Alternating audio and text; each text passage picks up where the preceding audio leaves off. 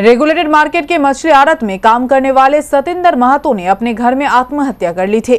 इसे लेकर जब शुक्रवार सुबह में मछली बाजार बंद करने के लिए संगठन के कर्मी मछली बाजार में आए तो कुछ दुकानदारों ने इसका विरोध किया। इसे लेकर बाजार परिसर में हंगामा मच गया, जिसके चलते लगभग 1.5 घंटे तक मछली बाजार बंद रहा।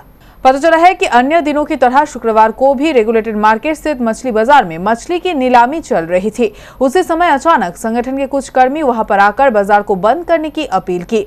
इसका कुछ व्यवसायियों ने विरोध जताते हुए कहा, बाजार को अचानक बंद नहीं किया जा सकता। हंगामा बढ़ने पर प्रधाननगर थाना की पुलिस घटनास्थल पर पहुंची। मछली व्यवसायी समिति के सचिव बापी चौधरी ने बताया, काफी दुखजनक घटना घटी है, लेकिन बाजार के भी कुछ नियम कानून हैं। इस तरह से बाजार को बंद करना ठीक नहीं है। 1.5 घंटे तक बाजार बंद रहने से व्यवसायियों को नुकसान हुआ है।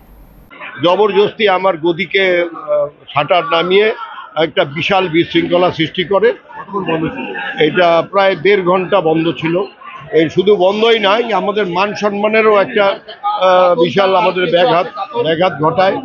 ওরা নানানভাবে অকথ্যভাবে আমাদের এর জন্য আমরা শোকাহত। এর জন্য আমরাও শ্মশানে গিয়ে আমরা যেভাবে প্রত্যেকের ক্ষেত্রে শোক পালন করি এটা করেছি, কিন্তু যেটা নিয়ম আছে আমাদের একটা, এটা বিগত আজকের কথাটা তো আমরা এই মার্কেট 29 বছর ধরে মার্কেট চলছে। এই মার্কেটে যেরকম প্রথা চলে আসছে সেই প্রথাটাকে তো আমরা মেনটেন করতেই হবে।